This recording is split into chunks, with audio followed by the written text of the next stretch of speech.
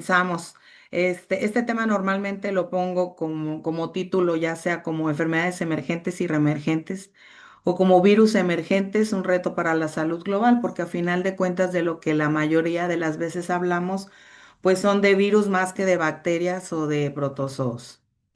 Empezamos con que pues, los microorganismos patógenos son enemigos persistentes de la humanidad y es imposible predecir en el tiempo cuándo puedan aparecer o cuándo no puedan aparecer.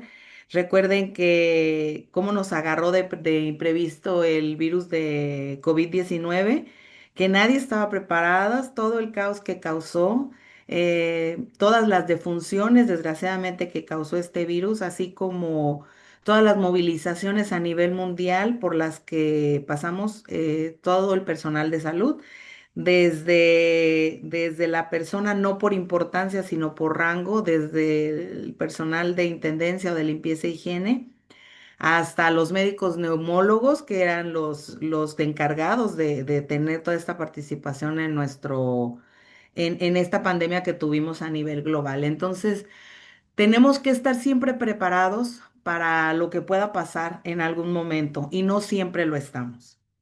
Esa es una pregunta que casi siempre me han dicho. ¿Estamos preparados para que siempre me han hecho? ¿Estamos preparados para lo que sigue? No, para mí no estamos preparados para nada. Una enfermedad emergente son las relacionadas con nuevos agentes, así como agentes, factores causales que ya son conocidos y que recientemente han adquirido un carácter epidémico, que pueden convertirse en una amenaza y ocurren en regiones que antes no existían. Que podemos hablar más o menos de una enfermedad emergente? Bueno, pues el virus de la gripa.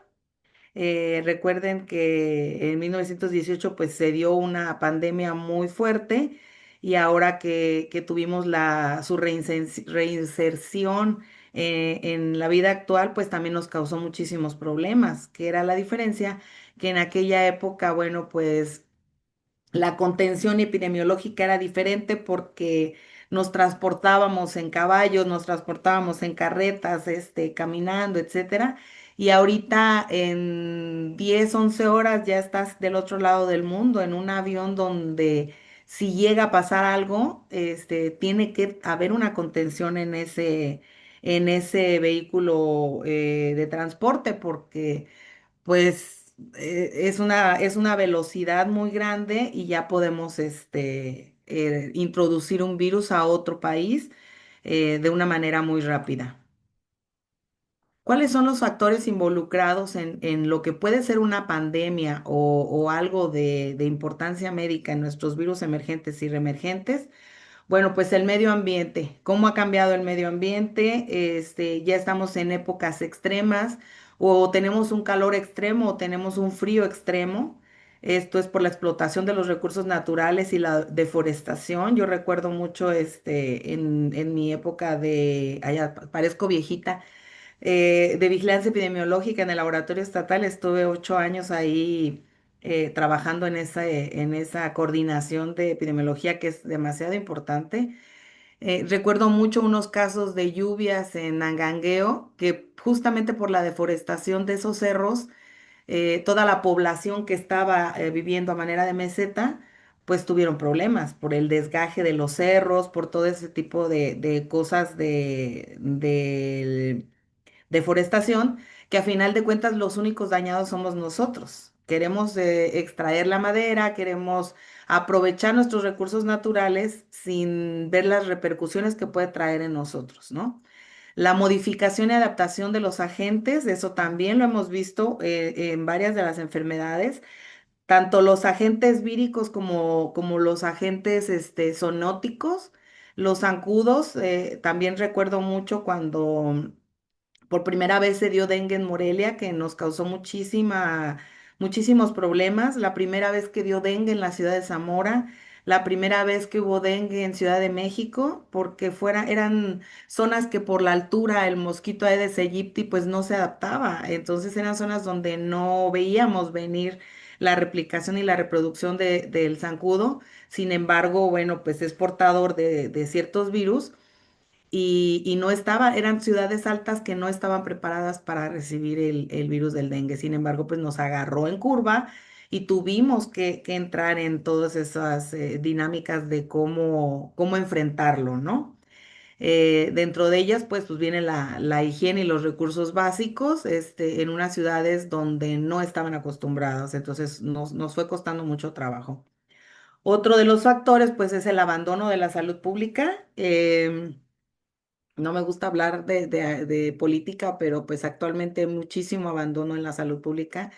En otros años se le daba más énfasis, más impulso, más recurso a la salud pública y actualmente ha disminuido mucho esto. Entonces, no sé si en sus ciudades lo han notado, pero ya no hay tanta gente en las casas del sector salud, viendo cómo están los pacientes, dando seguimiento, nebulizando para que no haya zancudos. Todo este tipo de cosas ha disminuido y no es problema del personal. Yo trabajo en la Secretaría de Salud y no es problema del personal, es problema de los recursos administrados actualmente. Entonces es un poco complicado que nuestros colaboradores y nuestros trabajadores, nuestros compañeros puedan hacer bien su trabajo si no hay el recurso necesario. Otro de los factores, pues, son los cambios en el comportamiento humano, como yo les comentaba hace poco, ahora somos muy viajeros, perdón.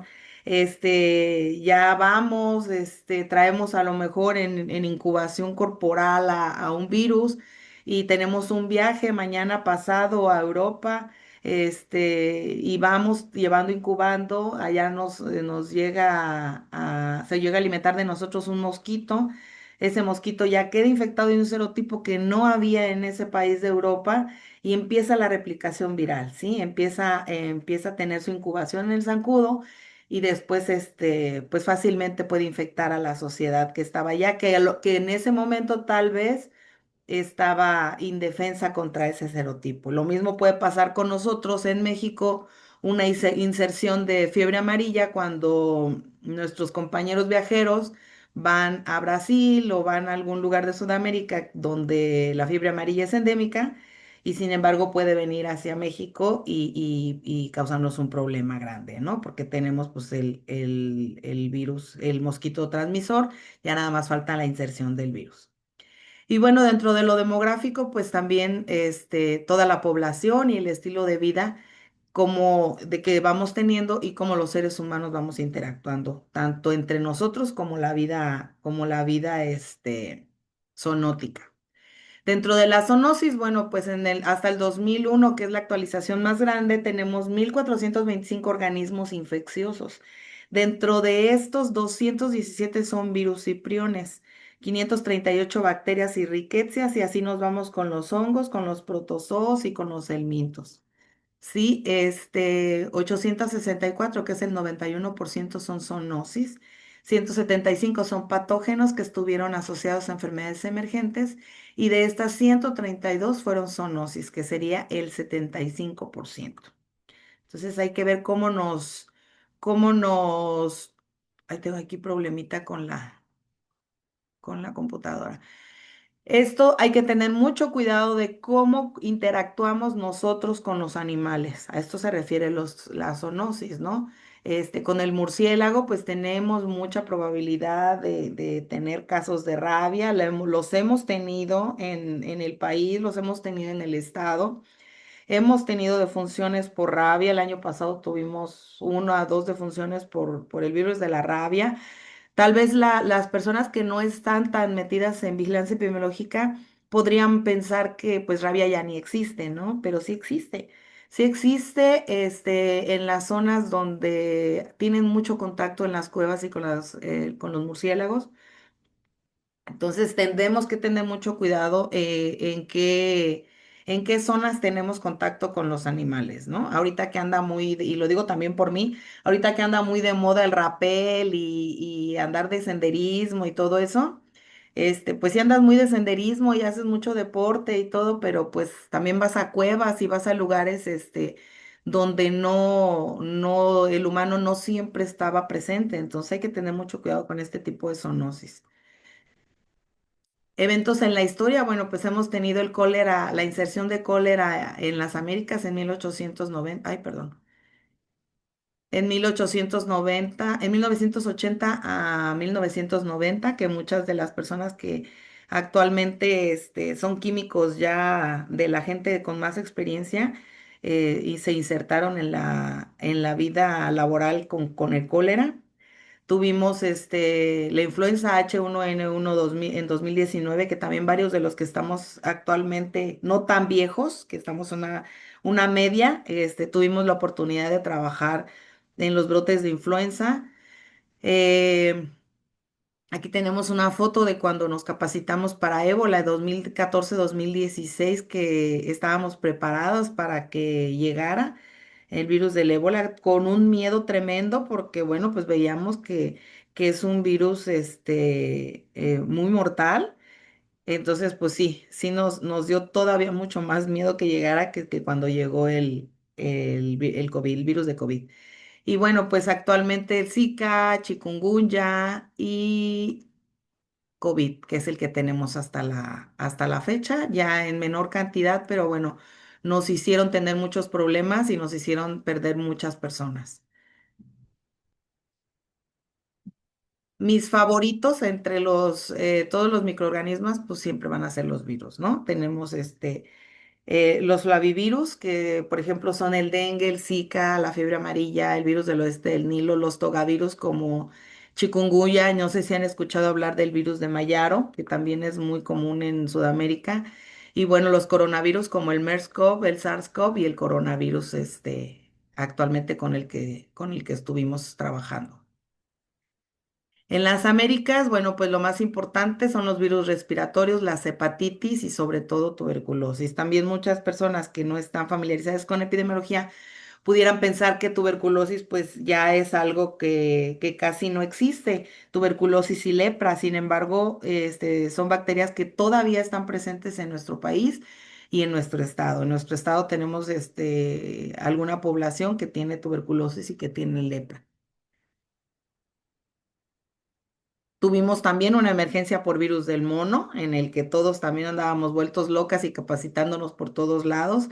Tuvimos rabia, hemos tenido rabia, como les comentaba, en la zona de Zitácuaro, en la zona costera, allá en Michoacán, colindando con Colima, también hemos tenido casos de rabia.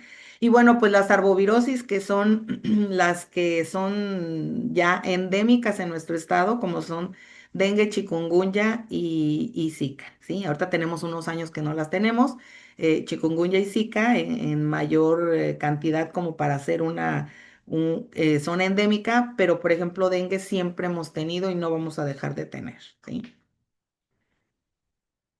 En 2024, el año pasado, tuvimos todas estas enfermedades en nuestro estado: dengue, COVID, influenza, Zika y hepatitis de origen desconocido y de manera fulminante, que más adelante los vamos a ir viendo cada uno en su zona. Yo me extiendo luego mucho con lo de dengue porque es mi virus favorito, pero voy a tratar de darle importancia a los demás. Ahora también vamos a hablar de sarampión en esta ponencia porque, bueno, pues es lo que ahorita hemos tenido actualmente muchísimos casos. El dengue es una enfermedad febril viral causada por cuatro tipos de serotipo del 1 al 4. Es endémico en la mayoría parte del país. El transmisor es el género Aedes, ya sea Aedes aegypti o Aedes albopictus. Es de curso muy autolimitado. Esto depende de en qué zona estés y de la genética de cada uno de los pacientes. Yo viví unos años en Cuba y a mí me tocaba ver, por ejemplo, que había pacientes que 2, 3 meses después se sentían muy mal en sus articulaciones causadas por dengue. Yo les ponía, siempre en mis ponencias les pongo el ejemplo que en la zona de Apatzingán y de Lázaro Cárdenas, las personas pueden tener dengue y andar como si nada, ir a trabajar, no es para ellos una causa de incapacidad. Sin embargo, cuando llegó dengue a Morelia, a mí me tocó ser coordinadora de vigilancia epidemiológica en esa época y nosotros veíamos defunciones, muchas defunciones por dengue y sobre todo la gente tirada en sus camas por 2 semanas de tan fuerte que les pega. Y de hecho hasta la fecha cuando un moreliano le da dengue, No, hombre, parece que se está muriendo porque le pega muy fuerte. Sin embargo, la gente de Tierra Caliente, tanto de la zona de Zitácuaro, en Huetamo y toda esa zona, como la zona de Apatzingán y de Lázaro Cárdenas, la gente es muy fuerte a esta sintomatología, ¿no? Entonces ahí hay que darle una estudiada también a ver qué pasa con la genética de nuestros michoacanos, pero sí sería muy interesante. Aquí es en la zona de las Américas, hay muchísimos casos hasta la fecha. Casi siempre Sudamérica tiene muchos más casos que nosotros. Nosotros siempre estamos como entre el 10-12 lugar de Latinoamérica con casos de dengue. Esto siempre se lo han atribuido nuestro gobierno a que hay medidas preventivas. El departamento de vectores y de epidemiología, los dos departamentos siempre tienen una muy buena coordinación con el Laboratorio Estatal de Salud Pública. Entonces, tanto en la toma de la muestra, después que se va la muestra al laboratorio estatal y posteriormente se reporta el resultado a vectores epidemiología y bueno, ellos en conjunto empiezan las acciones como es ir a fumigar, a descacharrizar las zonas, ir a ver que esas personas con quien tuvieron contacto para que justamente no se propague esta enfermedad, ¿no? La importancia, ¿cuál es la importancia de dengue? El 40% del mundo está en riesgo. La patogenia aún no se conoce, se ha estudiado muchísimo. Les digo, a mí dengue me encanta. Cada 2 años me voy a un congreso a Cuba porque es el Instituto Pedro Curie es el que más estudia dengue a nivel mundial y sobre todo a nivel de Latinoamérica. Pero hasta la fecha no pueden decirnos en esos cursos cuál es la verdadera patogenia del dengue, ¿sí? Hay teorías, ahí dicen que si el dengue llega y se queda en un anticuerpo, ese anticuerpo se lo come prácticamente y en lugar de tener una inmovilización hacia el virus hay una propagación, que por qué el dengue hemorrágico es el dengue hemorrágico, que si nuestro mismo sistema inmune confunde las plaquetas con el virus y por eso hay una destrucción masiva de plaquetas y se nos disminuyen. Hay muchísimas teorías, bueno, hay como 4 o 5 teorías, pero bueno, todavía no podemos decir el por qué. Un tratamiento de esta enfermedad es simplemente estar monitoreando a nuestro paciente que no tenga un escape de líquidos mayor para que no se esté inflamando, no tenga escape de líquidos por ningún lado y pues estarle transfundiendo, porque en realidad no hay mayor cosa, no hay un antiviral que esté funcionando contra el dengue, pero bueno, el caso de unos casos, el porcentaje de casos graves pues es del 2 al 5% aproximadamente. Puede ser que no tengan síntomas. La mortalidad de dengue es del 2,5%. Hay brotes más o menos de 5 a 6 años. Y en Michoacán, pues los que siempre hemos tenido es los serotipos 1, 2 y 3. Aquí les comentaba de lo de la exposición al vector. Espérenme tantito. Listo, que me andaba causando dolor de cabeza este. Eso es lo que siempre los investigadores nos han dicho que pueden ser las causantes del virus de la enfermedad de dengue. El serotipo que esté circulando, los nuevos serotipos que estén introduciéndose, la cantidad de viremia que se esté generando en el paciente, la patogenicidad de las cepas. Ahí el orden de qué cepa llegó primero al huésped, si el 2 o el 1 y el 3, o sea, dependiendo de qué cepa haya llegado, es lo grave que le puede generar la enfermedad al paciente. La secuencia de los serotipos, como les comentaba, la variación genética, dentro del vector, bueno, pues, ¿cuál es el que te está infectando? Si la Aedes aegypti o el Albopictus, el desplazamiento, ahora los zancudos tienen un desplazamiento más amplio que anteriormente, ahora se alimentan más que antes, son más resistentes a los insecticidas, Entonces, no sé si les ha pasado que de repente pasan a fumigar y de todos modos ves al zancudito por ahí volando, ¿no? Porque pues cada vez son más resistentes a las medidas y a pesar de que el sector salud hace énfasis hace muchas investigaciones en eso y en comprar todos los insecticidas adecuados, bueno, pues a veces el zancudito va un poquito más adelantado, ¿no? Dentro del hospedero, pues los factores son la exposición al vector, pues nos vamos bien a gusto a la playa, pero pues sabemos que en la playa de a partir de las 6 de la tarde el mosquito está todo lo que da y es a la hora a la que sale a alimentarse. La inmunidad de nosotros mismos, les comentaba que los casos de dengue graves son muy atribuidos a la inmunidad de nuestro paciente. Entonces se nos dice en una de las teorías que mientras mejor inmunológicamente esté el paciente, peor le va a ir con el dengue, ¿sí? Porque nuestro mismo organismo, nuestros mismos anticuerpos son los que nos están atacando a nosotros en lugar de atacar al virus, ¿sí? Eso es todavía dentro de las teorías que que hay que dilucidar. La edad del paciente, bueno. Eso normalmente lo atribuimos a que dentro de la edad y el sexo, a las personas que están en casa o que están en zonas, en lugares donde están de 6 a 7 más o menos, o en la noche cuando el zancudo se quiere alimentar. Entonces también hay que tener mucho cuidado. Y bueno, pues dengue sumado a enfermedades crónicas, pues imagínense, ¿no? Hay que tener mucho cuidado también con eso. Dentro de los factores genéticos hemos visto en investigaciones que la gente de raza negra no se infecta tanto de dengue y no les va tan mal como a las demás personas. ¿Vale? Esta era lo que les comentaba de que en lugar de que un anticuerpo que no es específico nos ayude a neutralizar al virus, en lugar de eso, el virus ataca al macrófago y bueno, pues lo introduce dentro del organismo y hay una replicación viral más fácil, ¿no? Esta es la transmisión de un humano enfermo. Hay una incubación de 12 días en el zancudo, mientras el zancudo vuelve a alimentarse de otro, y vuelve a realizarse el ciclo de 3 a 12 días para seguir replicando, ¿sí? O sea, no, en dengue no podemos decir, hoy me dio dengue, hoy tengo los síntomas de dengue y estoy en Morelia y aquí me infecté. No, hay que ver días anteriores dónde estuviste para poder ver de dónde viene tu enfermedad, ¿no? Hay que buscar el seguimiento epidemiológico y todo para estar bien sabidos de qué es lo que está pasando, ¿no?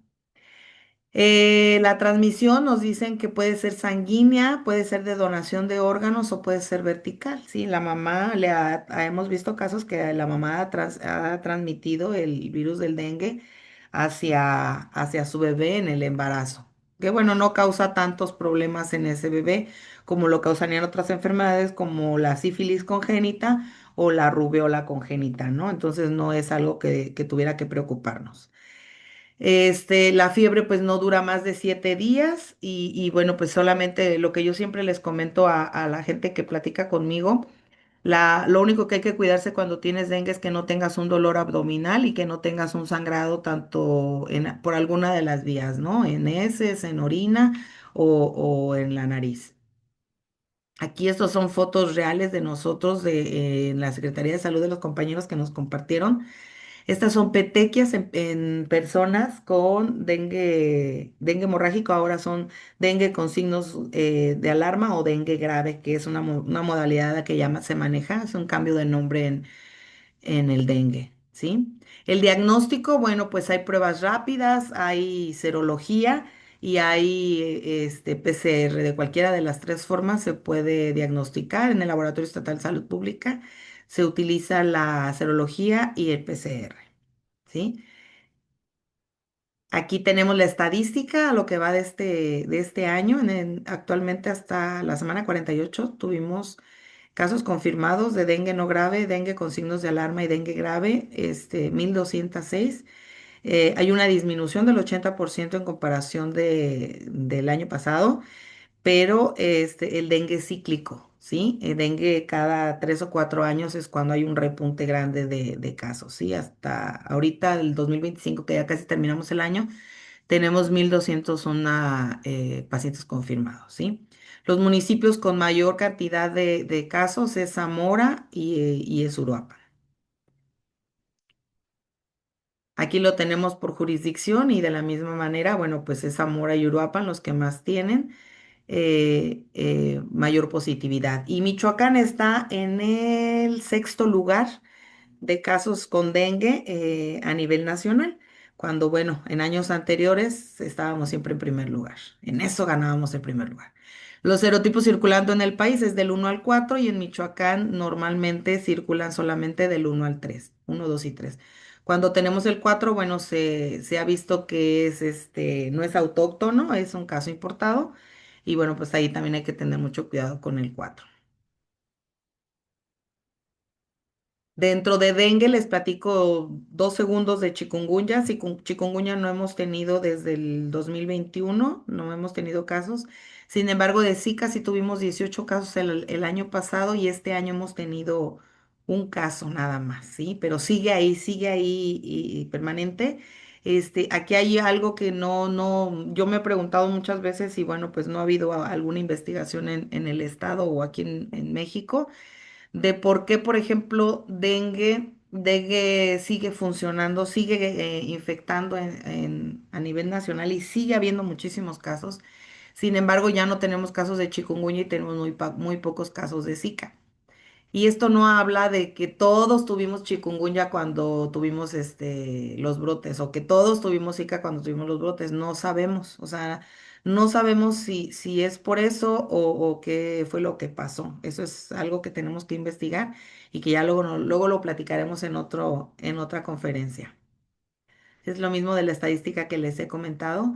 Chikungunya en el 2025, hay 3 casos confirmados en Quintana Roo y uno en Yucatán. Entonces, como les decía, sigue latente, sigue presente, a lo mejor no como cuando tuvimos el brote fuerte de ambas enfermedades, pero sigue habiendo casos, aislados y así, pero siguen estando en presencia en el país. La influenza zoonótica, significa que hay transmisión de virus de influenza desde los animales hasta los humanos, ¿sí? Estos se originan en los animales reservorios, ya sea en las aves o en los cerdos. Y después de algún momento pueden estar estas influencias dentro de sus reservorios, pero en algún momento que se tiene un cambio, un switch ahí en su genética, puede propagarse hacia los seres humanos, ¿sí? Esta interacción se debe a este traslape de virus zoonótico a virus humano, se debe a la interacción de nuevos subtipos de este cambio que les digo de switch en la genética y bueno, la población humana no tiene anticuerpos ni protección contra estos y entonces es cuando hay esta propagación, ¿sí? La influenza aviar infecta principalmente a las aves, pero nos puede infectar a nosotros también. Y los que sí nos han infectado ha habido humanos infectados por estas influencias zoonóticas, el H5N1 y el H7N9, ¿sí? Tuvimos el caso, recuerden, de la influenza porcina, que es el H1N1 que también se transmitió a los humanos y bueno, pues nos causó todo un problema grande, ¿no? La influenza equina, el H3N8 y el H7N7, hay que tener mucho cuidado con todo este tipo de virus. La influenza canina, la H3N8, la H3N2. O sea, no nada más tengámosle miedo al aviar, simplemente que las influencias de otro tipo de zoonosis no tienen tanta letalidad, ni su modo de transmisión su tasa de transmisión no es tan alta como la del aviar, ¿sí? En gatos puede ser el H7N2 y el H5N1, ¿sí? Se ha identificado también brotes de influenza en focas y que también las influencias aviares se han adaptado a la vida de mamíferos marinos. ¿Cómo se contagian? Como les comentaba, con animales infectados, aves de corral, cerdos, murciélagos y otros reservorios. Y en la crianza en la hora de sacrificar estos animales por no tener esas debidas precauciones, pues hay un riesgo en el aumento de la infección. También por la inhalación de partículas virales en el aire, pues también. Y yo nunca he visto y de hecho, sí de repente uno ve, ¿no? Que vas a donde están las aves de corral y los humanos que se dedican a eso no tienen ninguna protección de respiratoria, ellos andan como si nada, entonces bueno, pues no sé si han visto las fotos y los videos de los chinos que andan ahí entre todas las aves de corral y yo no lo veo que tengan ninguna protección respiratoria, entonces hay que tener mucho cuidado también con eso. Y bueno, pues también una forma de transmisión es la contaminación ambiental por los excrementos de los animales infectados o el agua o el suelo, la ingesta, el aire que sé que respiramos. Y bueno, pues también ahí puede estar teniendo la transmisión. Aquí les dejo un resumen de cuáles son los virus de la influenza, dependiendo de cada uno de los animales con los que tengan contacto y de los que pueden ser reservorios. Reservorios o anfitriones, aquí los tenemos, ¿sí? Estas son las principales zoonosis, que es de lo que ya hemos platicado. La influenza aviar es una de las más preocupantes. Desde hace 4 años más o menos he estado yo escuchando y escuchando y escuchando que cuando nos llegue la influenza aviar y que cuando nos llegue, de hecho, pensábamos que la influenza aviar nos iba a llegar primero que el COVID, porque es una influenza de que causa mucho miedo y que deberíamos de tener mucho miedo ya que su tasa de letalidad es de las más altas, ¿sí? Y su tasa de transmisibilidad también es de las más altas. Entonces, si llegamos a empezar a ver, ha habido transmisión del ave hacia un humano, pero hasta ahí ha quedado, de aves a humanos. Y bueno, el humano lo han tratado, lo han aislado y ha pasado todo eso, pero no se han visto transmisión de humano a humano. Entonces, esa es todavía una barrera que no hemos podido, que bueno, que no ha podido superar el virus y esperemos que no supere, porque les digo, tiene una tasa de transmisibilidad muy alta y una tasa de letalidad también bastante alta y es para tener cuidado, ¿no? Y bueno, la influenza H1N1, que fue la pandemia del 2009, conocida como influenza porcina, es un ejemplo de cómo puede propagarse rápidamente y convertirse en una amenaza global. ¿Sí? Cómo nos fue, cuántas defunciones tuvimos. Entonces, hay que estar preparadas para todo este tipo de influencias, ¿no? Y de todo lo que nos pueda llegar. Estos fueron nuevos brotes que tuvimos de influenza aviar patógenas en aves de corral en Taiwán, China, y les digo, es donde más se han visto estos brotes. En Estados Unidos se ha visto uno o dos brotes más o menos de este tipo de influencias, pero entre las aves, ¿sí? Entonces, luego ellos empiezan a hacer matadero de aves y tratar a sus humanos que se hayan infectado. Pero esa barrera de humano a humano, pues no ha sucedido, ¿sí? Desde la introducción de la influenza H5N1 en las Américas, que en 2014 y mayo del 2024 se han registrado casos humanos. En Estados Unidos un caso en el 22 y dos casos en el 24. En Ecuador un caso en el 23 y en Chile un caso en marzo del 23 también. Sí, sí han pasado, pero han sido casos aislados. Vamos a hablar tantito de Zika para que la recordemos. Es una enfermedad viral transmitida también por el género Aedes, que también lo tenemos en todo el país y se han notificado brotes fuertes en África y en algunas zonas de Asia, ¿sí?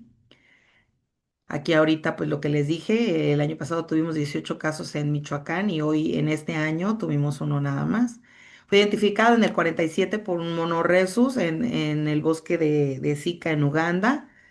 De ahí se empezó a diseminar, se aisló en el Aedes africanus en el 48, se demostró que tenía presencia en los humanos en 1952 por medio de búsqueda de anticuerpos y se aisló por primera vez el virus en humanos en Nigeria en 1968, ¿sí? Esta era la zona donde siempre encontrábamos el Zika.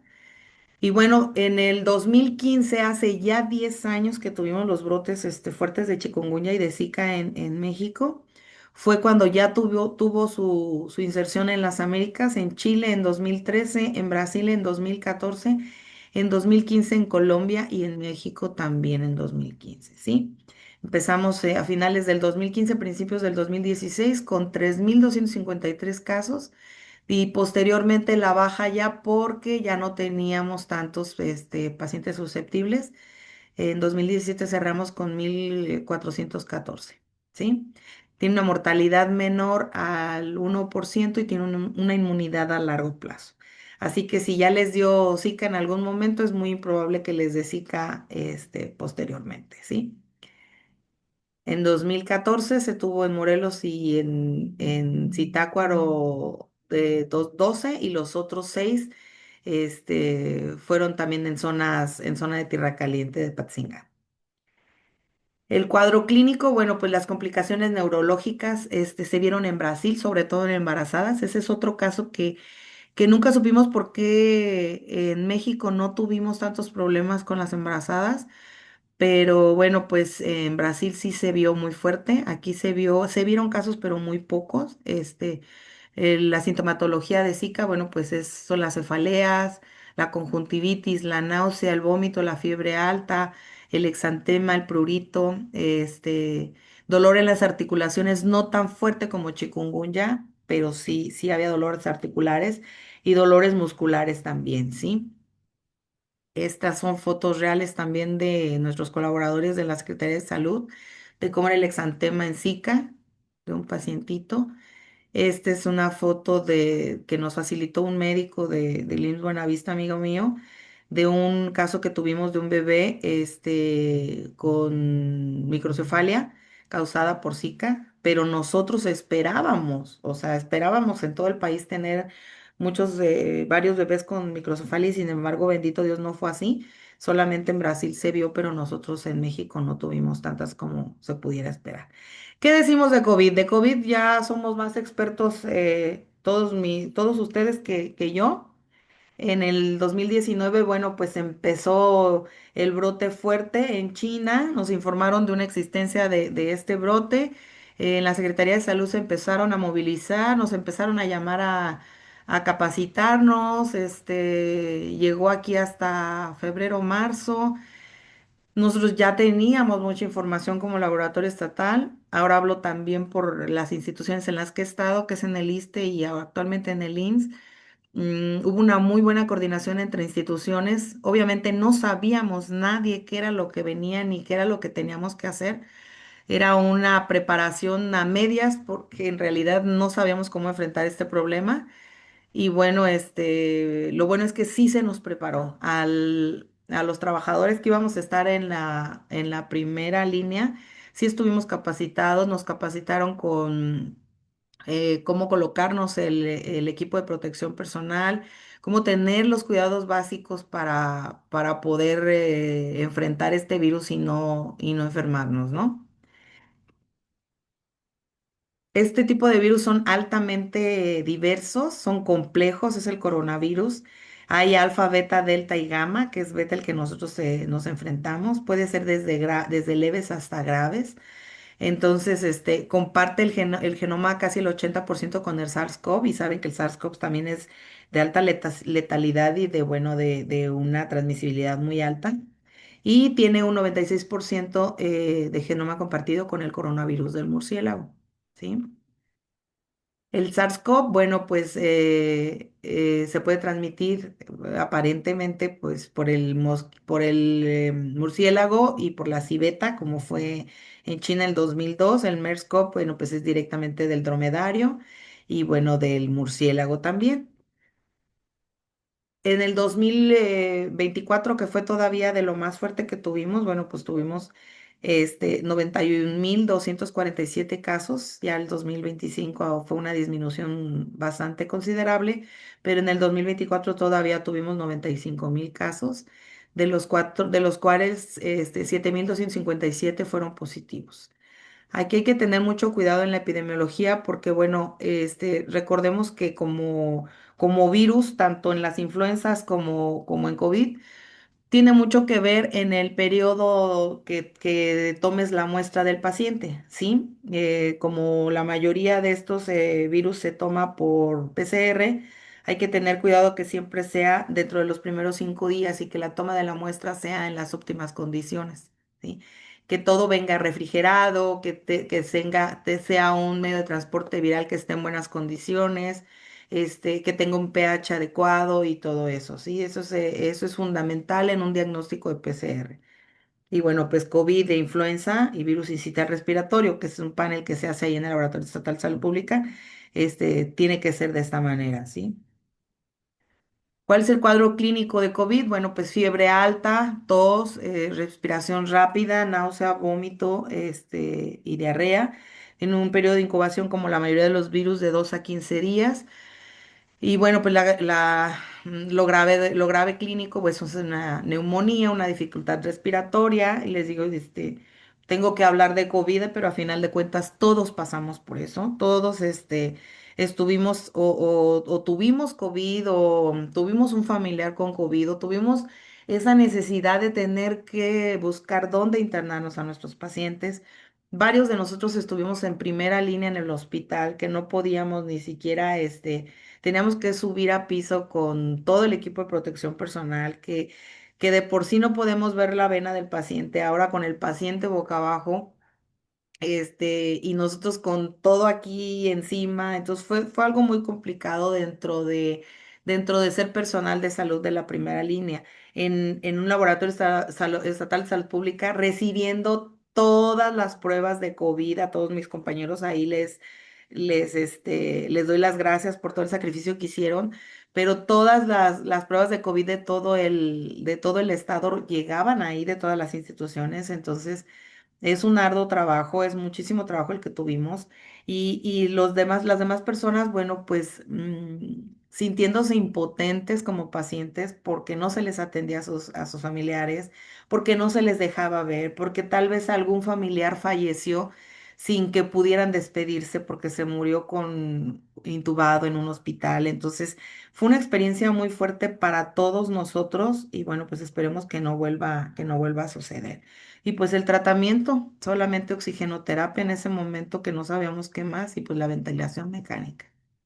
El diagnóstico, como les digo, es por PCR, su exudado nasofaringio, uno y otro faringio, y para mandarlo para PCR. Ya sabemos nuestras medidas de prevención y que se transmite por gotitas de saliva y por todo lo vía respiratorios. Acuérdense que hasta nos poníamos nuestro tapete, que yo creo que ahorita ya le da risa a todo el mundo, ¿no? Porque es un tapete seco ahí en la entrada de la tienda, pues como para qué. Pero bueno, ya con el paso del tiempo nos dimos cuenta cuáles eran las medidas en realidad de prevención y fuimos adaptándonos hasta eso que toda la gente nos adaptamos a eso. Este es un tema muy, muy, muy especial, lo voy a pasar muy rápido porque todavía me falta otro. Las hepatitis de origen desconocido. El año pasado, desde el año pasado y dos anteriores, ha habido brotes de hepatitis de origen desconocido. Tanto en las Américas, en Europa y todo esto ha habido, a pesar de que hay mucha investigación, todavía no se sabe. Muchas personas en investigaciones han comentado que han tenido los pacientes infectados antecedentes de vacunación, de algo. Por ejemplo, lo asociaban mucho con el COVID, que porque estuvieron vacunados con el COVID les dio hepatitis fulminante. Pero en esta tabla, por ejemplo, observamos que solamente de todos los casos que tuvieron en 2024, solamente 2 casos estuvieron vacunados. Entonces, no es algo relevante. Muchos pacientes no estaban vacunados. Les comento qué es lo que pasa con estas hepatitis. Es muy súbito.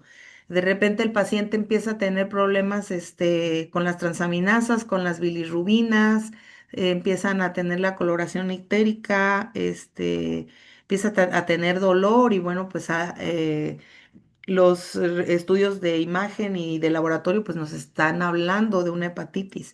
Sin embargo, a estos pacientes se les realiza hepatitis A, B y C resultando negativos. Hace como, no, ya tiene como 4 o 5 años, tuvimos unos casos así, en la zona de La Piedad y nunca pudimos darnos cuenta de qué era lo que había pasado.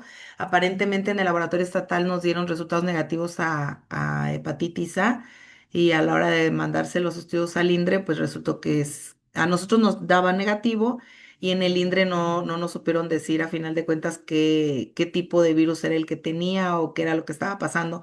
Pero fue un caso muy aislado y muy de mucho aprendizaje.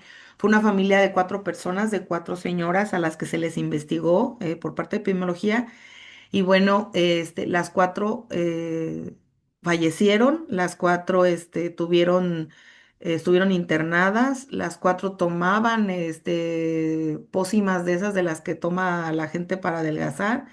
Entonces, a final de cuentas, no se supo si fue infecciosa, si fue por medicamentos, si fue por alimentación, o sea, pero es una hepatitis muy fulminante que el paciente se te va en una semana, ¿no? Hace 2 años se tuvo también, desgraciadamente, un caso en Morelia, en el hospital infantil, de la misma manera, que son hepatitis que no sabemos cuál es el origen, pero sin embargo, bueno, pues es muy fulminante, ¿no? Y los pacientes duran muy poco tiempo de vida.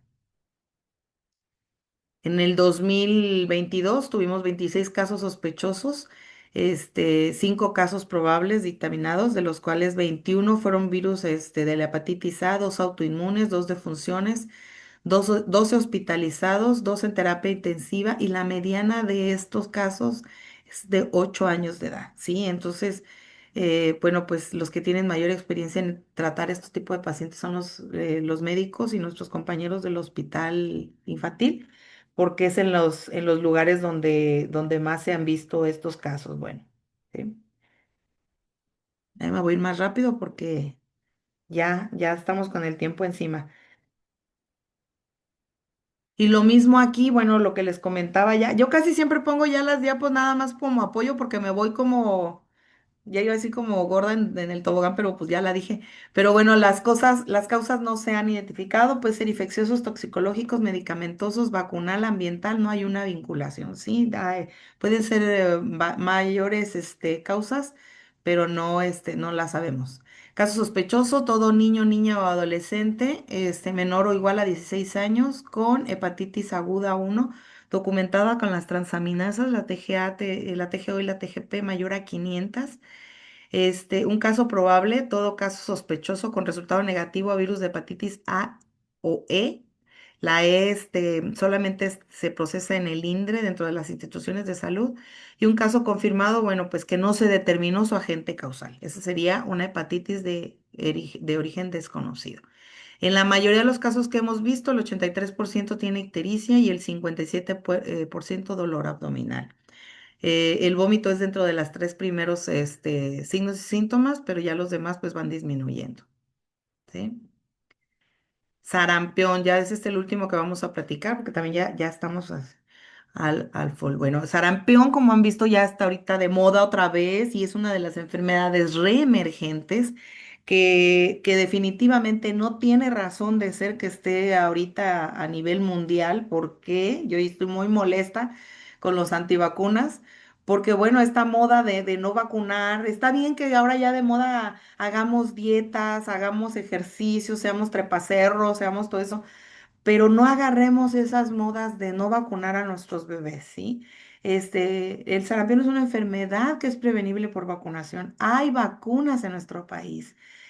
Lo que sí no me ha parecido es que las campañas de vacunación han disminuido. Antes eran muy seguido y de manera muy frecuente. Pero bueno, yo como mamá soy responsable de la vacunación de mi hijo, ¿sí? Entonces yo tengo mi cartilla de vacunación y tengo que estar yendo al centro de salud a estar al pendiente de mis hijos. Yo al menos como trabajadora de la salud y como persona que trabaja en un hospital, sé que tengo que estar protegida y sé que mis hijos tienen que estar protegidos. El sarampión se tiene que vacunar desde los 6 meses hasta los 10 años en su cartilla nacional y de los 10 años a los 49 años su refuerzo, ¿sí? Entonces todas las personas que tengamos menos de 45, 40 sí, 45 años, hay que hacernos nuestro refuerzo, ¿sí? Hay que estar muy al pendiente con todo este tipo de enfermedades reemergentes porque no tendrían que tener razón de ser en nuestro país actualmente. Los síntomas de ellos, bueno, pues aparecen de los 8 a 12 días después de la infección, fiebre alta, rinorrea, inyección conjuntival, que tengas también prurito, pequeñas manchas blancas en la cara interna de la mejilla, las cuales son llamadas manchas de Kopling, y este es otro reto para los médicos, porque ahorita que hay sarampión, bueno, pues ya te tuvieron que capacitar de nuevo. Y sinceramente te puedes capacitar mucho en algunas enfermedades que no has visto como médico nunca, hasta que llegas y la ves y ya dices, ay, esas son las tan nombradas manchas de Copley que tiene años que no podías ver, porque apenas el 11 de noviembre de este año, la Organización Panamericana de la Salud le quitó a las Américas ese dote que tenía de libre de sarampión. Ya no somos libres de sarampión porque ya no había vacunación, ¿sí? Entonces, el 11 de noviembre se nos quitó eso que tanto trabajo costó al sector salud tener, ya no la tenemos, ¿sí? Otra vez tenemos sarampión por todos lados. Varios días después de iniciados los síntomas básicos, aparece un exantema que comienza en la cara y después se va hacia cuello, extendiéndose gradualmente al resto del cuerpo, ¿sí? No hay un tratamiento específico y la mayoría de los pacientes se recupera entre 2 y 3 semanas después. Pero bueno, también hay pacientes que son inmunodeprimidos y que pueden ocasionarles la muerte, ¿sí? Esto es lo que ya vimos. Hay una disculpa.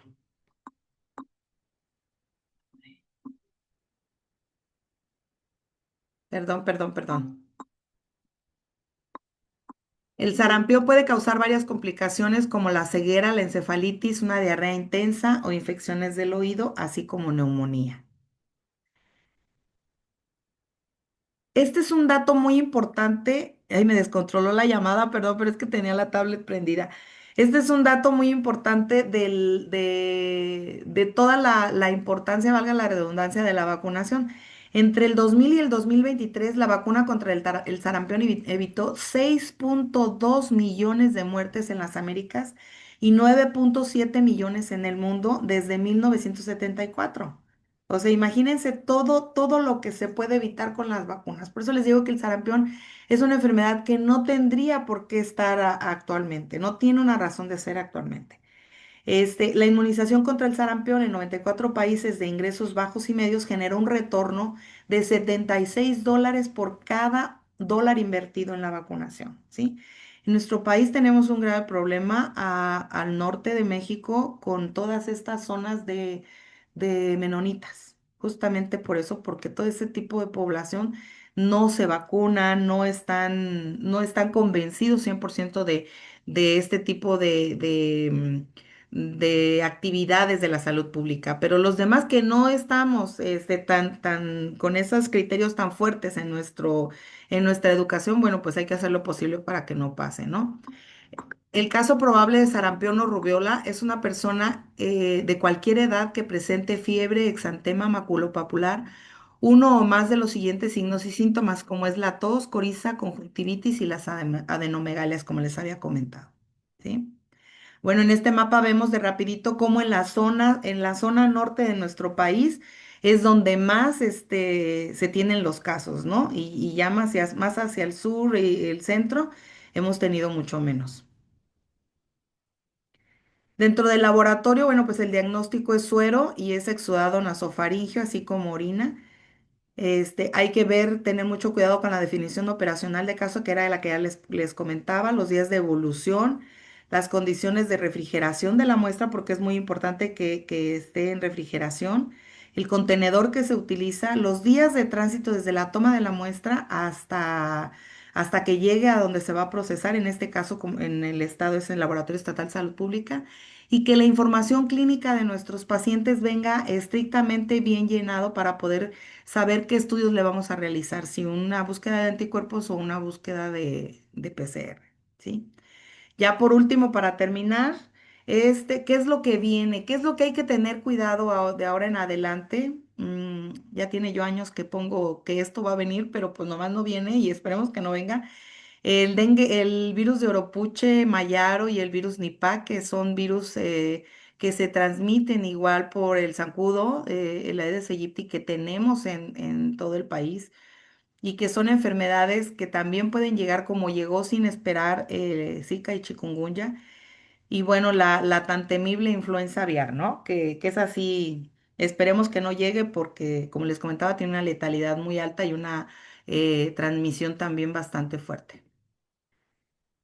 Las conclusiones de mi ponencia, bueno, hay que tener vigilancia epidemiológica en todos los ámbitos en los que estemos, que haya un epidemiólogo, que haya gente que esté al pendiente, que pueda asociar, los que estamos en laboratorio, que asociemos a nuestros pacientes, si hay en una zona, cierta zona, pacientes con fiebre, pacientes así, con cefalea, con dolor retrocular, ay, pues hay que avisarle al médico qué es lo que está pasando, o sea, lo que nosotros veamos en el laboratorio, que si este paciente está catalogado como fiebre de origen desconocido, pero en nuestra biometría nos dio una plaquetopenia de 70,000 y una linfocitosis elevada, bueno, pues médico, aquí deberías de echarle un ojito a ver qué está pasando, porque si este paciente es de Apatzingán o de Lázaro Cárdenas o de Huetamo, probablemente tienes que voltear a ver en dengue.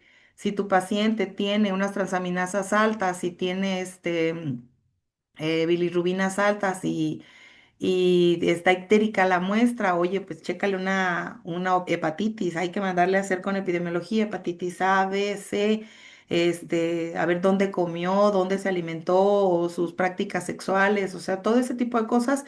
Como laboratorio nosotros somos un eslabón muy fuerte que podemos ayudar al médico.